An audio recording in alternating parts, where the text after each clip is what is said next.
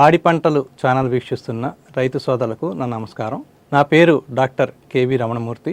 నేను ప్రాంతీయ వ్యవసాయ పరిశోధనా స్థానం అనకాపల్లిలో సేద్య విభాగంలో ప్రధాన శాస్త్రవేత్తగా పనిచేస్తున్నాను. ఈరోజు మనం మాట్లాడుకోబోయే టాపిక్ చెరుకు పంటలో కలుపు యాజమాన్యం. చెరుకు అన్నది మన రాష్ట్రంలో ప్రధానమైన పంట. ఇది 10 నుంచి 12 మాసాలు వేసే పంట. అయితే ఈ చెరుకు పంటలో ఈ కలుపు అన్నది చాలా ప్రధానమైన సమస్య. ఎందుకంటే ముఖ్యంగా ఇది చాలా దీర్ఘకాలమైన పంట. అందువల్ల ఏంటంటే మొదటి 3 నెలలు చెరుకును సాధారణంగా మనం ఏంటంటే వేసవి కాలంలో మనం ప్లాంటింగ్ చేయడం స్టార్ట్ చేస్తాం. అందువల్ల ఏంటంటే మొదటి 3 మాసాలు అంటే 90 రోజుల వరకు మనం పంట వేసిన తర్వాత ఈ పంట 35 నుంచి 45 రోజులకి మొలక అనేది వస్తుంది.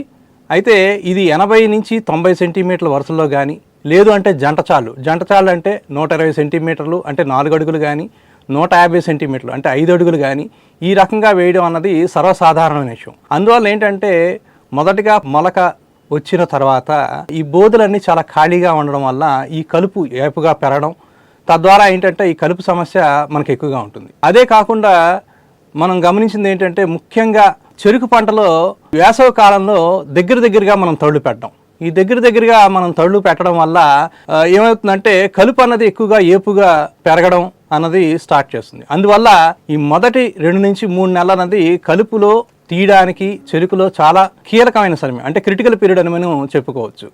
ఈ చెరుకులో ఏంటంటే ప్రధానంగా ఈ 3 జాతులు అంటే గడ్డి జాతి, తుంగ జాతి, అలాగే వడల్పాకు, ఈ 3 జాతి కలుపు కూడా ఎక్కువగా మనకి సర్వసాధారణంగా కనబడుతుందండి. ఇందులో ముఖ్యంగా ఏంటంటే ఈ తుంగ అనేది ప్రధానమైనది. ఈ తుంగే కాకుండా గరిక అనేది, అలాగే శంకరసీలియారిస్ అంటాము, అది కూడా మనకి ఎక్కువగా కనబడే అవకాశం ఉంది.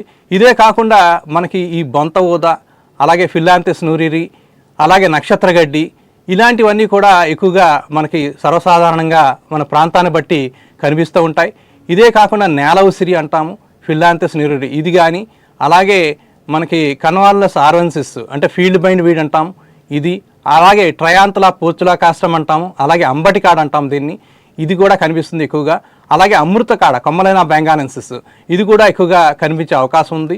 అలాగే ఇవే కాకుండా మనకి ఎక్లిప్టా ఆల్బా అంటే గుంట కలవరాకు అంటాం ఇది కానీ, అదే కాకుండా ఈ గుంట కలవరాకులో ఇంకొక స్పీషీస్ యూఫోర్బియా హిర్టా అంటాము, ఇది కూడా ఎక్కువగా మనకి కనిపించే అవకాశం ఎక్కువగా కనిపిస్తుంది. అయితే ఇదే కాకుండా మొదటిగా వచ్చే కలుపే కాకుండా ముఖ్యంగా తీగ జాతి కలుపు, ఈ తీగ జాతి కలుపు కూడా ఎక్కువగా మనకి సర్వసాధారణంగా చాలా ఇబ్బందులకు గురి చేస్తుంది రైతాంగానికి. ఈ రైతాంగానికి మనకి ఏంటంటే ముఖ్యంగా ఈ కలుపు నివారించిన తర్వాత ఈ తీగ జాతి అంటే ముఖ్యంగా 75 రోజుల తర్వాతగా మనం ఎక్కువగా చూస్తుంటాం. దొండపాద అని చెప్పి, అలాగే కొన్ని ఈ ఫీల్డ్ బైండ్ వీడి కానీ, అలాగే మనకేంటంటే ఈ తీగ జాతి ఏదైతే ఉందో అలాంటి కలుపు అన్నీ కూడా ఎక్కువగా ఈ పంటలపై ఆవరించి, తద్వారా ఏంటంటే టిల్లరింగ్ ఎబిలిటీ అంటాం అంటే పిలకలు పెట్టే ఎబిలిటీ అన్నది బాగా తగ్గిపోవడం కూడా జరుగుతూ ఉంటుంది.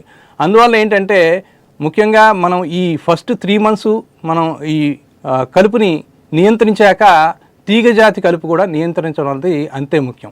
ఇందాక మనం చెప్పుకున్నట్టుగా ఎక్కువగా వైడ్ రో స్పేసింగ్ క్రాప్ కాబట్టి ఈ షుగర్ కేన్లో ఏంటంటే అంతర పంటలుగా కూడా మనం కొన్ని పంటలు వేసినట్లయితే మనకు లాభదాయకంగా ఉంటుందండి. ఈ పెసర కానీ, మినుము కానీ, లేదు అంటే పసుపు కానీ, లేదు అంటే జింజర్, ఇలాంటి మొక్కలు వేసినట్లయితే, లేదంటే సనహెంపు కూడా వేసుకోవచ్చు. ఇలాంటి మొక్కలు కానీ వేసుకున్నట్లయితే కలుపు రాకుండా కలుపు ఉధృతిని తగ్గించుకుంటూ కూడా అంతర పంటల ద్వారా మనం ఆదాయం పొందడమే కాకుండా, ఇదే కాకుండా మనం ఏంటంటే కలుపు నివారణ చేసిన వాళ్ళం అవుతాం. అయితే ఇక్కడ మనం చూస్తున్నాం చెరుకులో ఏంటంటే ముఖ్యంగా ముందుగా వేసిన రెటూన్ క్రాప్ దాని చెత్త ఉంటుందండి. అంటే ఈ చెరుకు చెత్తని కప్పడం వల్ల కూడా ఈ కలుపు నివారించబడుతుంది. ఎకరానికి సుమారుగా 1.25 టన్నుల చెరుకు చెత్తని కంపల్సరిగా కప్పుకున్నట్లయితే తద్వారా ఏంటంటే ఈ కలుపు కూడా నివారించబడే అవకాశం ఉంటుంది.